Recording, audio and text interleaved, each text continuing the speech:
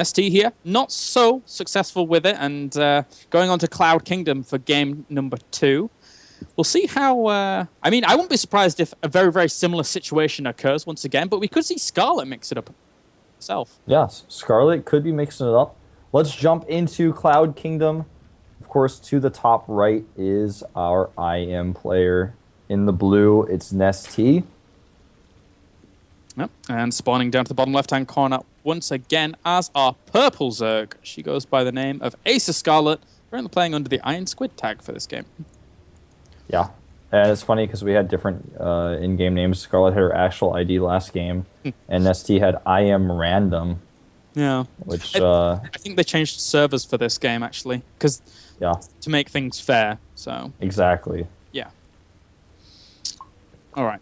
So Cloud Kingdom, one of those maps where you can have, mutalist play and stuff like that, but it's still prone to a lot of early aggression.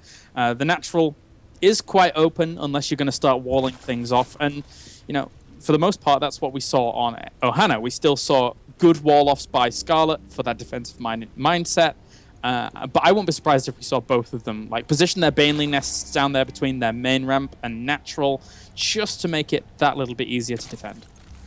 Yeah, would make sense. I think we might see a little bit of that. We've seen players go for triple evolution chamber walls, for example, in dire situations on this map, just to make sure they can hold everything correctly. Yeah. Pool first for Scarlett now. Nestea, on the other hand, will he try to go for the hatch first? It starts to look more likely. Yeah. And there it is. Nestea going for his hatchery first, doing all right for himself. Meanwhile, we have Scarlett opening a pool. She doesn't want to play too crazy at all. I think, everyone knows how Nestea can play. Everyone knows that Nestea has wide variance in his play styles. He can go for the big macro game, or he can go for a 6-pool and say to hell with it and try to attack you. 6-pool, not so much in this matchup anymore, unless you're going to pull all the drones and try and make a spine crawler and just go for craziness. But still, Nestea's the kind of guy that will mix it up, and Scarlett's accounting for that right now. Yeah, and speaking of 6 pools, and the reason why it's not really done this matchup anymore is part of the reason for that is the map size. And this is my first time casting with you, and I want to ask you your opinion on this. I like to ask everyone's opinion on this. Right. What do you think about the current state of Wings of Liberty StarCraft 2 maps?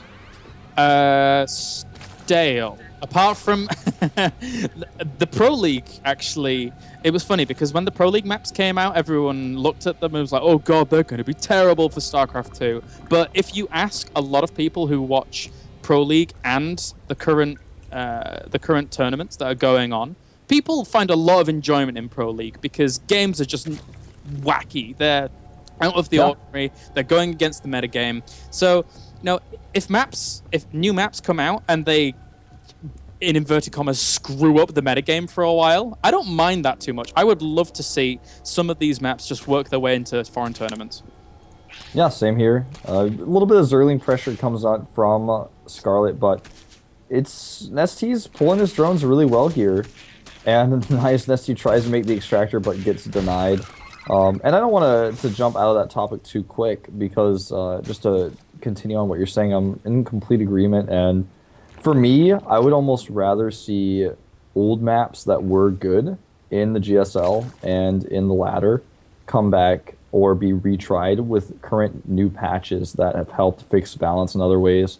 For example, one map I would really like to see, which a lot of people will probably want to attack me for, is Xel'Naga Caverns. I would like to see that map with the current patches that we have out and see how it differs. Maybe without gold bases in the center. Yeah. With just some slight changes to it, but just that map in general. That is good scout here by Nestea. Sorry to cut you off there. No, that's fine. I was just saying that was a quite controversial opinion, but it would, I mean, so yeah, these Zerglings are doing some scouting. They see everything in Scarlet space, apart from the layer that's just morphing in right now. But one of the interesting things that I did recently that we spoke about at the very beginning, just before we came online, was me casting that Best of 69, and we saw every single game was a different map. And some of them were the old maps, and seeing current metagame trends on old maps was extremely interesting to see. So it would make for a very odd situation, but an interesting one nonetheless. Yeah, for sure. There were a lot of maps that never really stuck out. They really came through to their full lifetime, like Zelnaga Fortress, for example. That I would like to see. That map was the map where the Watchtower blew up after 7 minutes. Oh, It's yeah. pretty cool. Yeah. But anyways, just moving away from this topic a little bit here, we have a very fast layer for Scarlett with her Roach Warren, and Nestea, on the other hand, looks like he's planning to go in for some big aggression. He's moving across the map. Scarlett sees this now, immediately starts 2 spine crawlers. I think that Scarlett here, whilst we were saying that, you know, this is her comfort zone, I don't know if this is going to be as comfortable for her as it was before. These roaches and zerglings are going to be hitting pretty rapidly here before the spines, well, the second spine can go up. One does finish up here. The banelings are now morphing in for Nestea, and Scarlett's going to have a hard time defending this. Yeah, Nestea with a very massive lead in army supply goes for the spine crawler already. He knows that her roaches are not really down there just yet. The queen looks like it will fall first. Nestea getting some good hits, and Scarlett's baneling's not able to connect here.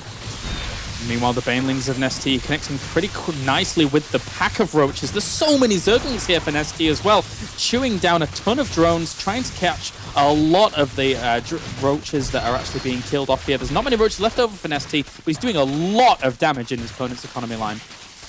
Yeah, in fact, right now he's killed 16 harvesters, puts the harvester count at 28 to 24, and he's going to kill, looks like, another roach and maybe a few more drones here. At this point, I just don't think Scarlett has the lava count to really deal with this. Never mind the income. Nestea just rallying zerglings across the map constantly here, trying to find locations. But actually, that's quite a lot of roaches that Scarlett's accrued herself. She will be. Yeah, she has, and you know you're so right about the production is a big problem because she lost her queen, and also the mining was a problem because Nestea stopped the mining at the natural. Now Scarlett has a great opportunity to do that counterattack that we talked about, that we even saw last game. You know, you defend, you don't die, you trade pretty well, and then suddenly you're actually the one who's putting pressure on your opponent. And Nestea's tried to tech to his lair, he's desperately trying to get these roaches out. He could be in some trouble himself. Yeah, the only problem with that, though, is the fact that Scarlett, I mean, this is relatively all-in-ish, I would say. She's pushing with these roaches, but if they don't effectively do the damage, whilst a great surround comes in from Nestea there. Yeah, Nestea, just way too much production here. Nice. GG. The counterattack was her last hope. Yes. And it looked like it was really scary at first, but with all Nestea's production,